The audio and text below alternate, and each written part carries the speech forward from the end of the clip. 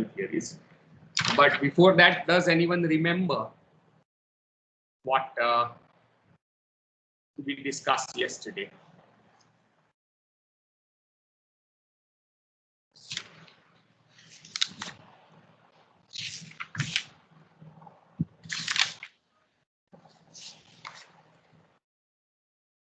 Yes, Mansi, go ahead.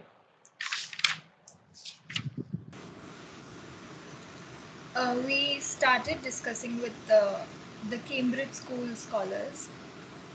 We discussed I.A. Richards and then his student William Empson, and then we discussed F.R. Lewis, where we saw that F.R. Lewis was the one who helped to consolidate the English literary canon. Specifically, he canonized the English novels. Then we also see that he takes a liberal humanist position rather than a Marxist radical political position. Then we talked about his journal, which he edited with his wife, called Scrutiny. And in his journal, he promoted modernist understanding of literature. He somewhere emphasized on cultural significance of literature, which he also, which was also a justification to studying literature in universities, an idea very similar to Matthew Arnold's. His book, The Great Tradition, consolidated the canon of Austen and George Eliot in England. He then talked about how literary criticism has a specific task. It is not philosophy or psychology, and nor is it concerned with poetic theories. He emphasizes on distinctive mode of reading, which focuses on the text itself, on the words on the page, and this again connects him with I.A. Richards. He puts an emphasis on close reading of the text, which he calls complete response to the poem. And one must not focus on the extrinsic factors, which was a word that you use, which consist of factors like the historic time of the text being written or about the author. One must not get influenced by these extrinsic factors. He says one must focus on the meaning of the text, on the word that is on the page. His journal also gives us an insight on this similar method of reading that he promotes. Later on, he argues for establishing a literary criticism as an autonomous discipline and not as a branch of any of the other social sciences. He says that the primary task of literary criticism is to make sense of the text around you, and this somewhere again connects him. This somewhere connects all the three Cambridge scholars to the new criticism. Then we see that how all the three Cambridge scholars, I.A. Richards, William Empson, F.R. Lewis, and then T.S. Eliot, all four of them become precursors of the new criticism because of their common ideas on literary criticism. Then we discussed about new criticism, where the new criticism was a label given to a group of scholars who were from the American South. This part of America was more agricultural and um, almost was against the science and technology and the industrial revolution part. Then we talked on John Ransom and Alan Tate briefly. They were poets, important poets of their periods, and then they further developed ideas of Eliot and Richards. Both of them also drew upon the ideas of the Cambridge scholars. They again put emphasis on disciplinary distinctiveness of literary criticism. There were two books by Ransom, The New Criticism and The World's Body. There was one more named Cleanth Brooks, which isn't there in Habib, but you mentioned him, and his book Well Brought Urn, where he says that all poems are well brought urns, which means that poems are very systematic, symmetrically crafted objects. Poetry is an object in itself. This is a very core idea of new criticism. This approach was then discussed by M.H. Abrams in his four critical theories, where the first one is that the primary focus is on the connection between universe and the work of literature, which is called mimetic approach. Example could be the ideas of Plato and Aristotle. Then a work of literature, if it is connected to the artist, if we see the work as an expression of artist, then it is called expressive orientation of critical theory. Example could be romantic theory of literature. Then the third is if we see the work being connected to the audience, as in the impact that the work leaves on the audience, this orientation is called pragmatic. Something down the same lines, we then later see reader response theory, which said the same. And we also see similar idea in the idea of catharsis in Aristotle. Then the fourth one, which seems to be the idea in new criticism, was the work of art as an object or a well-wrought urn, as Cleanth Brooks talks about. He sees literature as a thing which is not connected to universe, artist, or audience, but is independent of the three. It is an object in itself. We see literature for the pages that are, for the words that are there on the page, and new criticism is an example of this. Criticism as in scientific analysis of the thing, which here is the literary work. Then we talked about this phrase that John Ransom uses called an ontology of the poem, which means what that poem really is.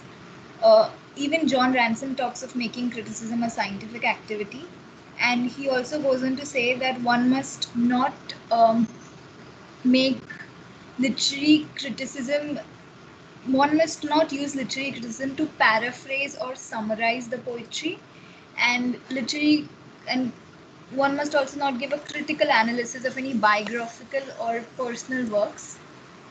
Even Cleanth Brooks says something similar down those lines by using a phrase called heresy of paraphrase, which means you saying something in the poem in the prose form. So you told us that if a poet could use prose to say the same thing, why would they write a poetry?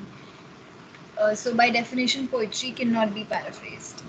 I think this is all we discussed. Very good, very good. So Saloni, your question regarding orientation of critical theories, you will find it in M.H. Abraham's glossary, but you can look at it up here. Can you see the screen that I am sharing? Is it visible? Is the screen Yes, sir, visible? it is. Yeah. And So, oriented Mansi, technical yeah, expression Mansi, by can its you yeah, Mansi, you said all these things, so you were correct. So, can you explain it to Saloni? What do you mean by objective orientation of critical criticism? Yes, I can try. Where we see work as independent of the other three, the artist, audience, universe, there's no impact of the other three on work, and we just study the work in itself without taking into consideration the artist, the audience, or the universe. So just reading the words which are there on the page. Yes, very good. Does that make any sense, Saloni? If you Sir, look can up you here, hear actually I had asked it. I could understand it. I might read it again, so I may get it. yeah. So Yeah, now you are clear. yeah, So sort of. yeah, I'm so clear. when you study work in relation to universe, that orientation is called mimetic, right? Neoclassical orientation. Neoclassical criticism may be mimetic, right? But if you study work in relation to the artist, then it is called expressive orientation of criticism, because you are looking at work as an expression of artist's subjectivity or intention or emotions or his unconscious, as in the case of psychoanalytical criticism. So romanticism, psychoanalytical criticism, all see, or biographical criticism, right? See work as an embodiment of artist's consciousness in some way, right? That is called expressive.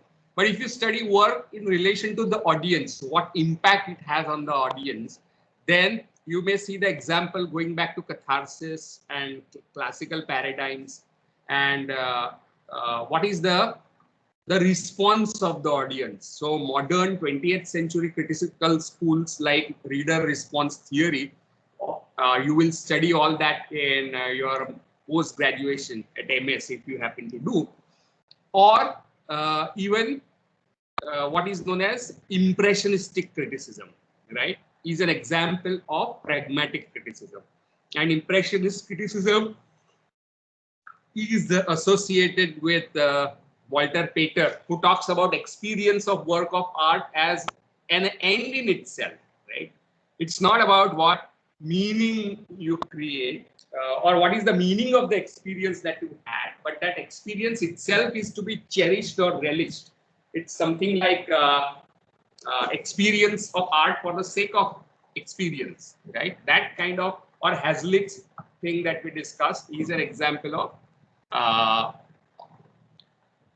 pragmatic orientation of criticism. But if you study work as something that is disconnected from, as Saloni says, universe, artist, and audience, as work in itself, right, as word on page, poem as poem, then that approach is called objective approach, right? And that one of the best examples of objective approach is neo-criticism. Does that clarify things for you? Sir. Yeah. But then art is what it is given by some writer, or if it is written, or like if, for example, a poem, it is written by a poet. So how can it be objective? Like how can it not belong to that poet and not like just to the Yes. art? Yes, very good question. And for that, we go to page 623 and we look at two core, what should I say, kind of manifestos of neo-criticism, right? By two important theorists. One is Wimsatt K. Wimsatt Jr. and Monroe Beardsley, who was a philosopher. They brought out an essay in 1946 called The Intentional Fallacy to respond to the question that was just asked, right? And the question that who asked, किसने पूछा ये question? Jayata ने? नहीं. Yes, sir, I did. Okay. How can poem be objective? To that, they argue that the intentions or consciousness of an artist is not required, right? And very often not recoverable in analysis or interpretation of a literary text.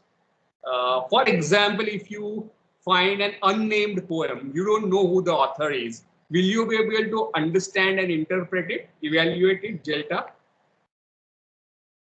No, sir, it would be anonymous, right? Anonymous poem you can interpret and analyze? Is it possible? It will be difficult because we will be putting our interpretations and perspective in it. See, interpretations are also not completely objective. I'm sorry, it's not subjective. Interpretation is done on certain knowledge of how to interpret, right? Which you are not born with, Chelta. Interpretation is something that you have learned. When you are in mother's womb. So interpretation is a learned activity, right? Yeah. Yes. Yeah. From schools, colleges, from teachers. So interpretation is what you do. And is it possible to interpret without knowing author's name? A folk song, Garba. Sir, I don't think we'll be able to do it if we don't know the author's background or his motives. So or you about won't be his able life. to you won't be able to interpret a poem if the author's name is not given. Yes, हो सकता है. What are your? We might not be able to understand what the poet actually might have wanted the reader to interpret, but we might have our own introspections or perspective, like what we got to. And how do you know? How do you know what author intended you to understand? वो कैसे पता चलेगा कि author यही चाहता था कि आप उसे इसी तरह से इंटरप्रेट करो? How will you know that? That we might not be able to know because the author we don't know, right? So, for example, Shakespeare, we don't know who the author is very often. People have challenged the idea. Yeah, Saloni, it doesn't matter. You can type your questions if you want. Saloni. So, Sir, am I audible? yeah. No, I was replying to this question that we won't be able to interpret because if we don't know the author's background or his motives or about his life, we won't be able to interpret the lines he has written. Is it? I think so. How do you interpret Quran or Bible or Bhagavad Gita? No, not How do you those. I was interpret, talking about. how do you interpret Vedic texts? How do Okay, you I know get that your this question is what now. author intended? Author wanted you to understand this poem in this way. ये आपको कैसे पता चला?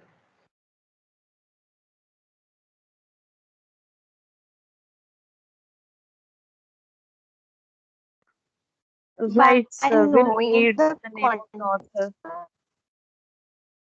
So intention is very often not available while you are interpreting a text. When you are reading Daffodils, has Wordsworth said that this is how you should understand my poem? He has written it somewhere. इसी तरह से आप understand करो. No, right? Or have you? Have you seen such kind of notes?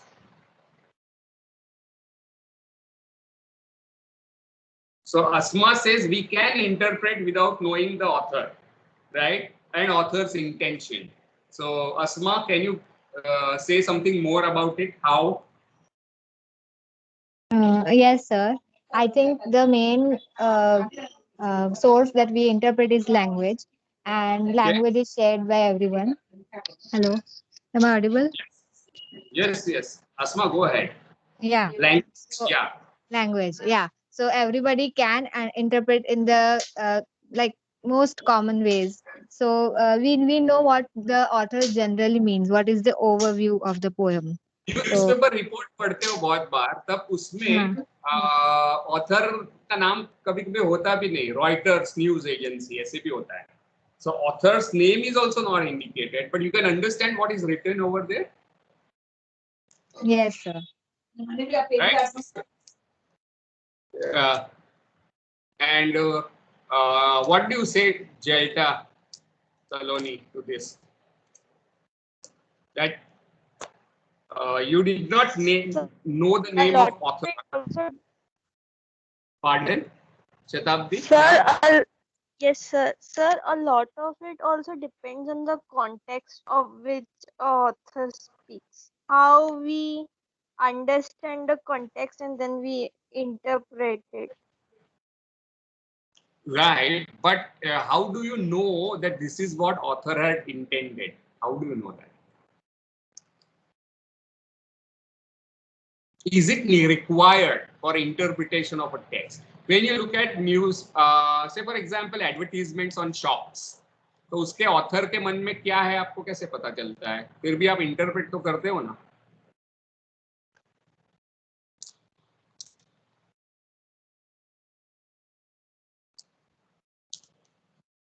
Sir, I think the more we read the text of a particular author whose name is not provided, we might get like some common use of ideas or meanings, which will not give us exactly what he means or what he wants us to interpret, but we might get an idea like what No, what is he thinking. I completely agree with you, Jelta. I am not arguing against the point you are making. My only question is taking a step further.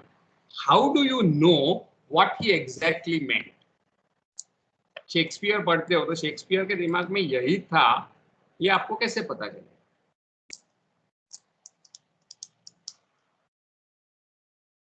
How do you know that?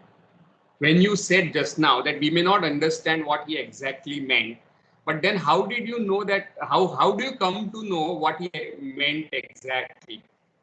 That's what I'm asking you. How will you find out? Jelta, tell me.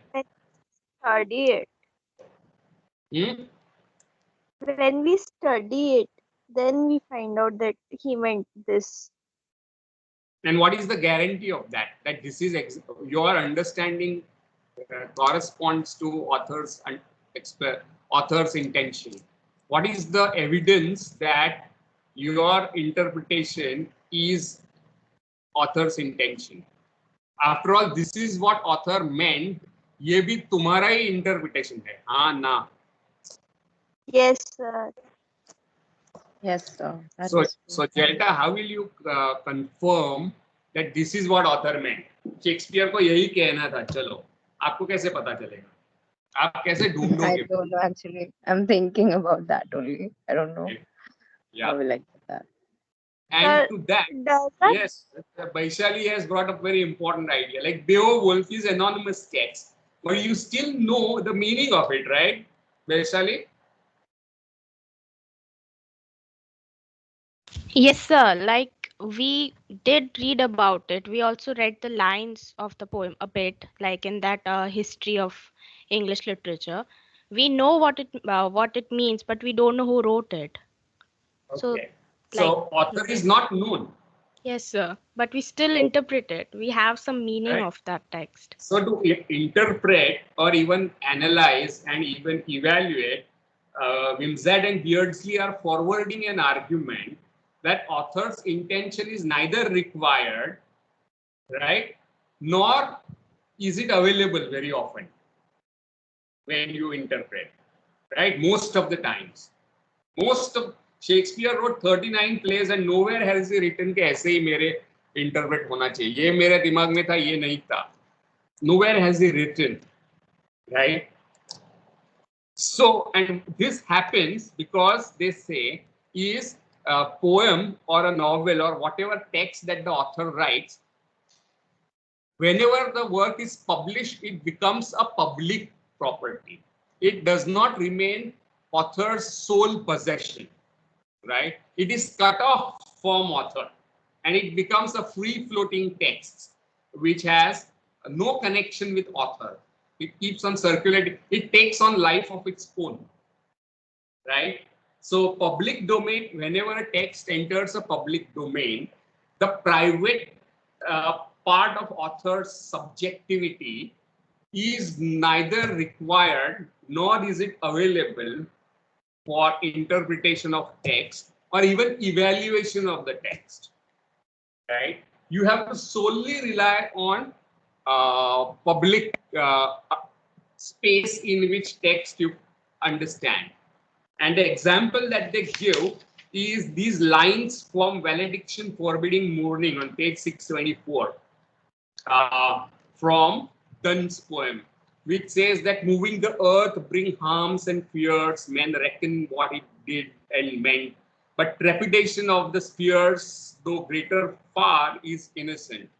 Now, our knowledge is that John Donne was interested in astronomy, right? And so we assume that he has used his personal knowledge of astronomy in this poem, right? We assume on the basis of biographical personal information that this is what is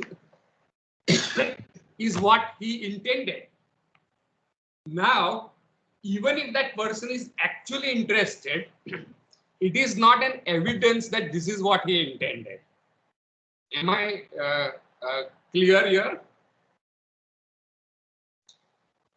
मान लो John Donne था, उस astronomy में interested था, पर यहाँ पे वही चीज इंटेंडेड है, ये इस चीज के लिए कोई एविडेंस नहीं है, right? That is what they argue, and they also give a very interesting example. Is it mentioned by Habib? No. But on the basis of the essay, I've read that essay. I used to teach that essay a long time ago at MA level.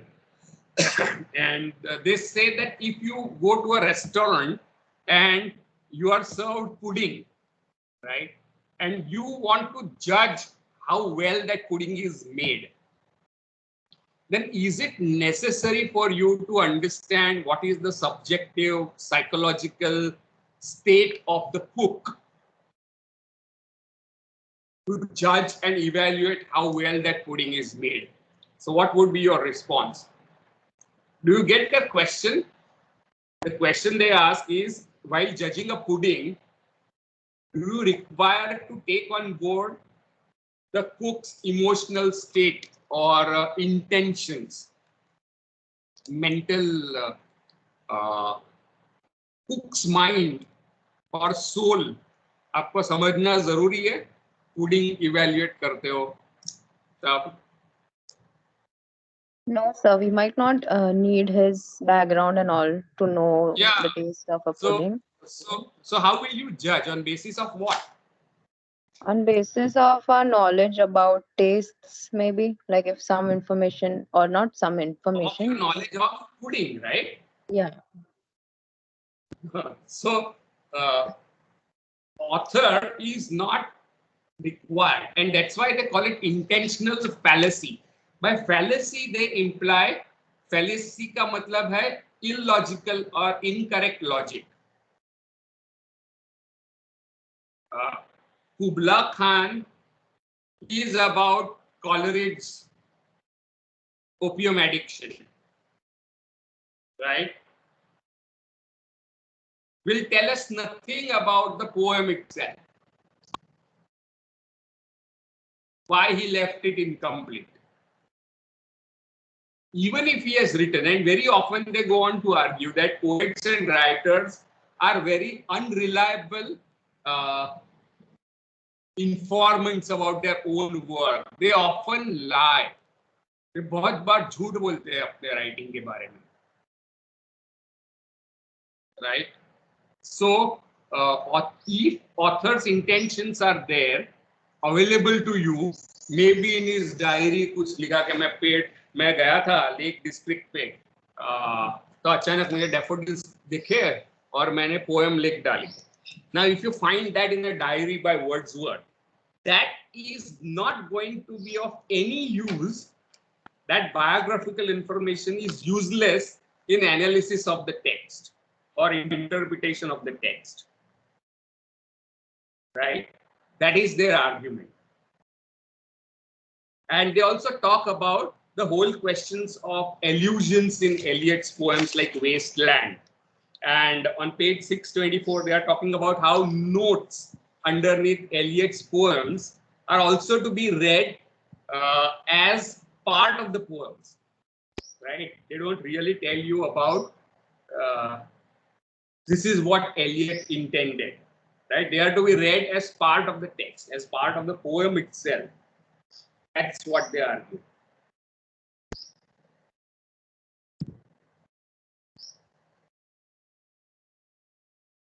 Right. So intentional fallacy is a kind of, according to them, a kind of extension of originological fallacy.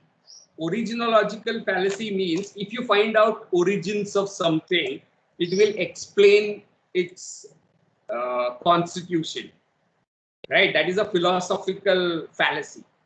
If you find out that this is where it originated from, then it will help you to understand the constitution of that object. And philosophers have argued against originological fallacy.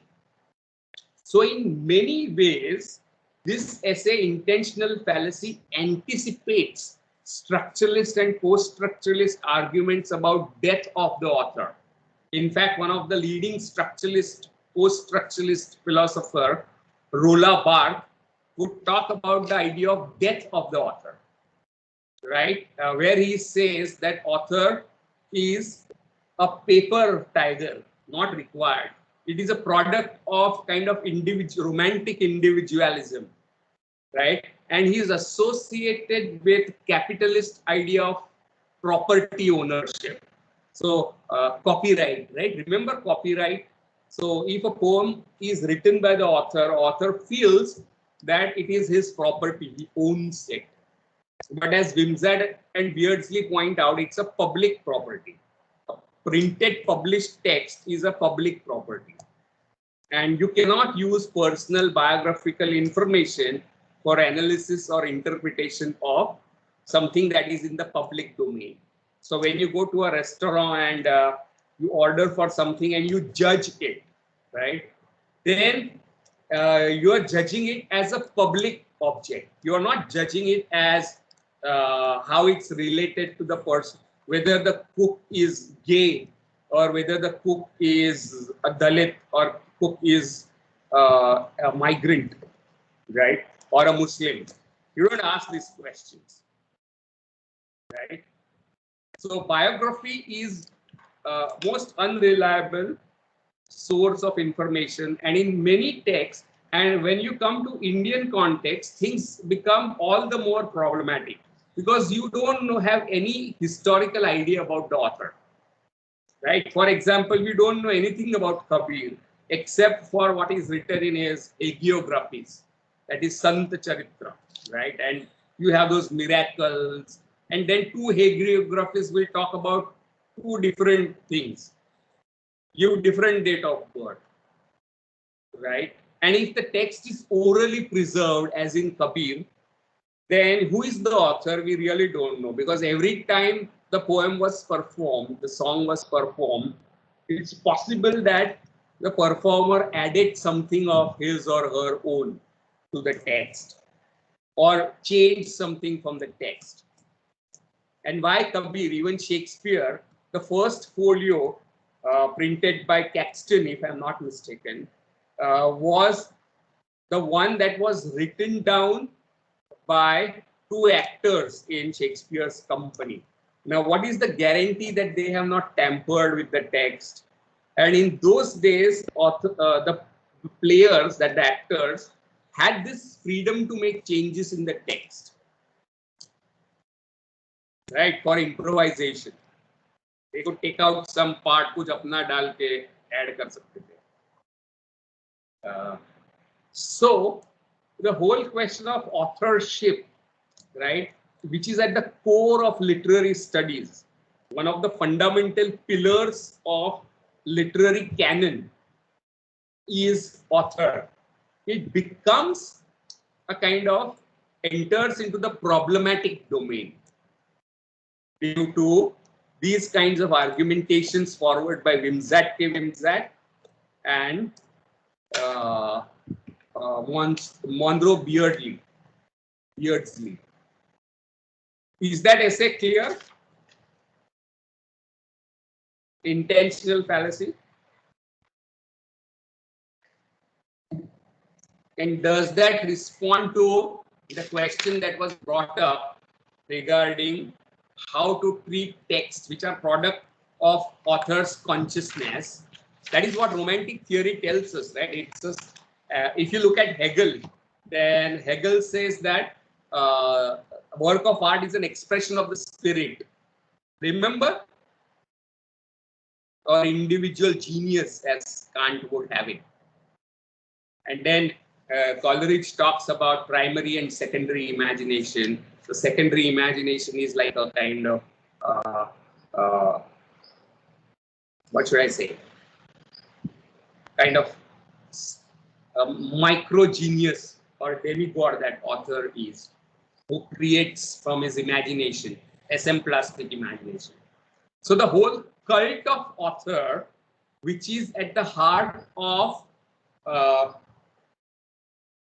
the individualistic bourgeois understanding of art, becomes the target for new critics as well as structuralist and post-structuralist critics later. Right? This individualistic understanding of art. अब ताजमहल किसने बनाया? शाहजहां ने खुद ने तो नहीं बनाया. किसने बनाया ताजमहल?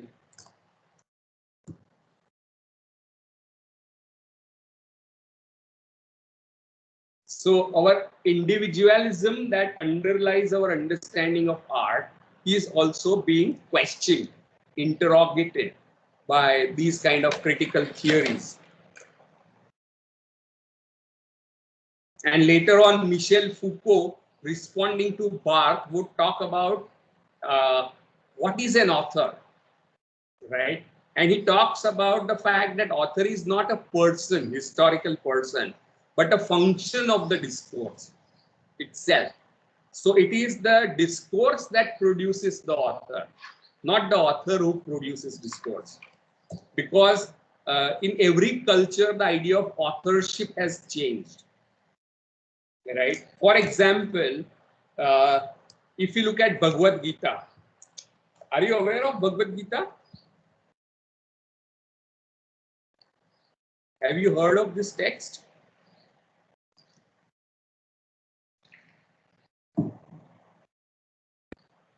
भगवत गीता के बारे में किसी ने सुना है? मानसी ने सुना है. What is it? Who is the author, Mansi, of Bhagavad Gita? Jay also has heard of it. Jay and Mansi and Jalta, tell me, who is the author of Bhagavad Gita? Vyasa, sage Vyasa. Sage Vyasa. Isn't Shri Krishna? Krishna said it, but written by Vyasa. How did Mahabharata is written by. So why? How did Vyas know what Krishna was saying on the battlefield? I do not know. He was there present.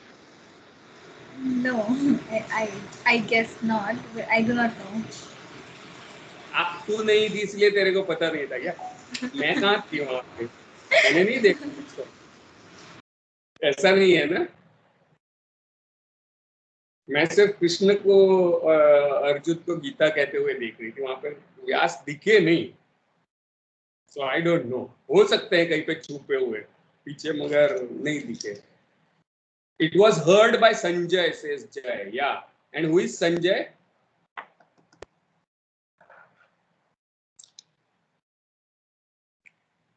I think he's the brother of Pandu. I don't remember it. I am not sure. But he उसने कैसे सुन लिया?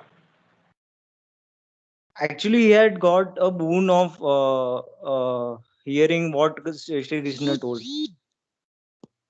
अच्छा, so he could hear. He had a divine vision. Okay. Yeah. So with that, what did he do? He could only hear what Sri Krishna was telling. Other people couldn't hear, or I mean, they couldn't see what he was telling. Right. And he was telling this to who? किसको बता रहे थे? Sanjay. Dhritarashtra. Dhritarashtra को, right? And Mahabharat लिखी किसने है? Ved Vyas. Ved Vyas. Now, I don't know if you're familiar with the text. The text starts with the Vaishampayan, who is the disciple of Ved Vyas, who has heard it from Vyas, right? And he has told it to his disciple. Maybe Sauti, I am not very sure. Sauti नाम के ऋषि थे, तो उसको वो कहते हैं. And he is telling that in what is known as Sarpasatra sacrifice. Sarpasatra sacrifice is by Parikshit's son, King Janmajaya, who wanted to take revenge about his father's death. Parikshit is the son of Abhimanyu. I hope you know who Abhimanyu is. Yes, sir. So it is mentioned in Bhagavad Puran. So who is Abhimanyu? Abhimanyu is the son of Arjun. Arjun, right? And Abhimanyu's son is Parikshit. And what happened was Krishna and Arjun went on a rampage and destroyed that forest called Khandavan. Right? So forest was completely burnt down, and with the forest, all the animals living in it, including the serpents, snakes, they died. Right? So there is one serpent decides to take revenge. I think it is Vasuki, who wants to take revenge for his father's killing by Krishna and Arjun. So he decides to kill Parikshit. And Parikshit, as the story goes, locks himself up in his palace so that no snake can come in. So snake takes the form of a worm and goes inside a fruit. And when Parikshit eats that fruit, that serpent comes out and kills Parikshit. Now Parikshit has a son named Janmajaya.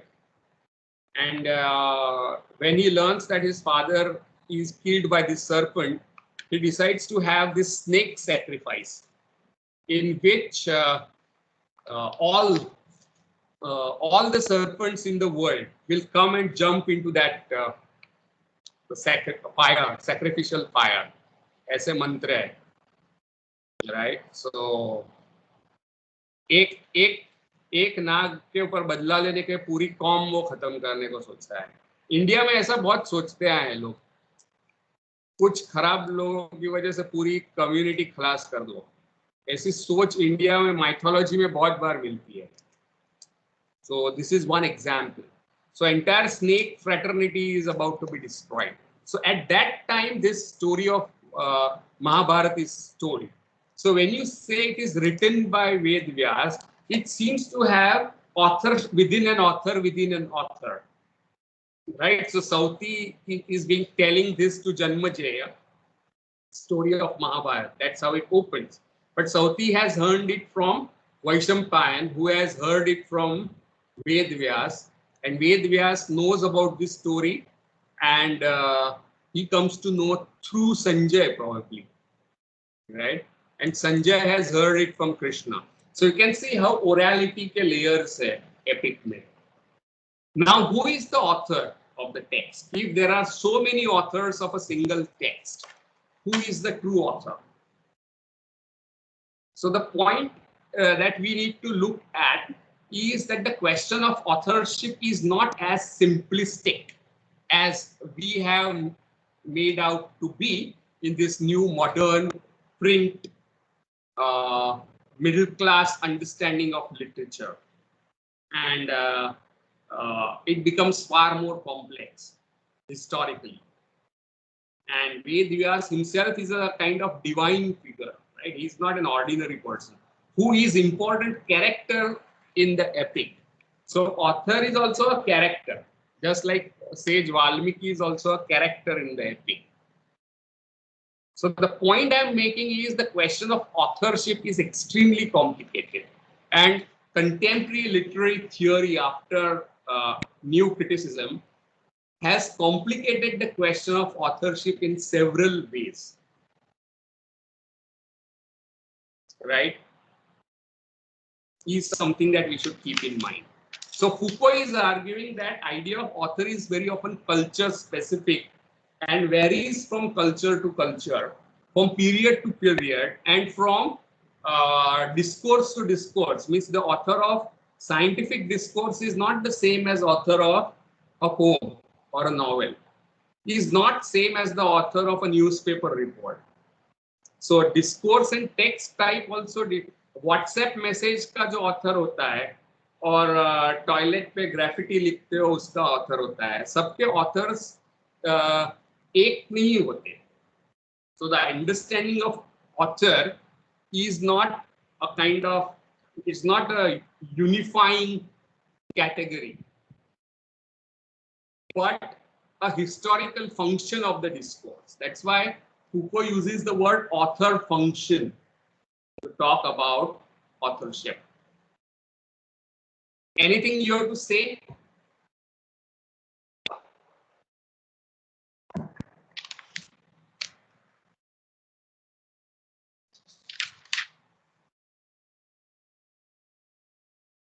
जैसे कालिदास चार थे, चार कालिदास तो माने जाते हैं, तो किसने अभिज्ञान शाकुंतल लिखा है?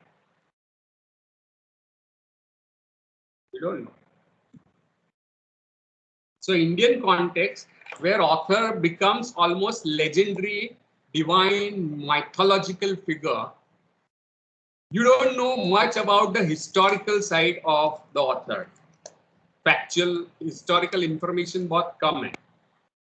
मिलती है ऑथर्स के बारे में। इसीलिए डेट्स की भी बहुत मारामारी रहती है।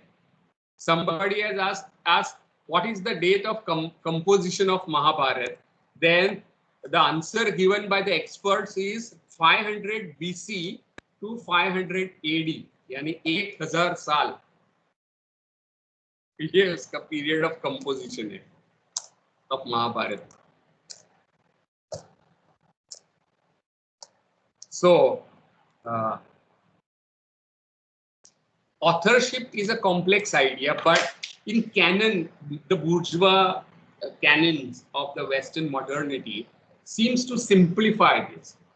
And when you have been writing answers in exams, Shakespeare says that, Falana says that, Digna says that, we simplify it very childishly. So, and if you remember going to our first year class again, we use words like the narrator or the speaker in the poem or the speaker in the novel, right? Instead of the author, right? So my last Duchess is not Browning's Duchess. No Duchess would marry Robert Browning because they would marry. So translation delta complicates the notion of authorship. And that is one of the reasons why translations have got a kind of secondary status in a particular society. Right? So who is the author of a translated text becomes a vexed issue. You cannot have simple answers. So author becomes a problematic rather than. So what do you understand by author is a problem rather than a kind of simple idea, right? That's what we mean in humanities as problematic.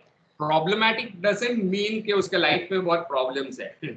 Problematic is that you don't have easy answers to this complex but fundamental question of authorship, right? So the author is in the domain of problematic. Okay. Any other question before we go on to the next idea? The next idea is the affective fallacy. That's the essay that they wrote after 3 years, right? So first essay is intentional fallacy, 1946. Affective fallacy is 1949. And in that they argue that you cannot evaluate a text based on your own impressionistic, subjective, emotional response.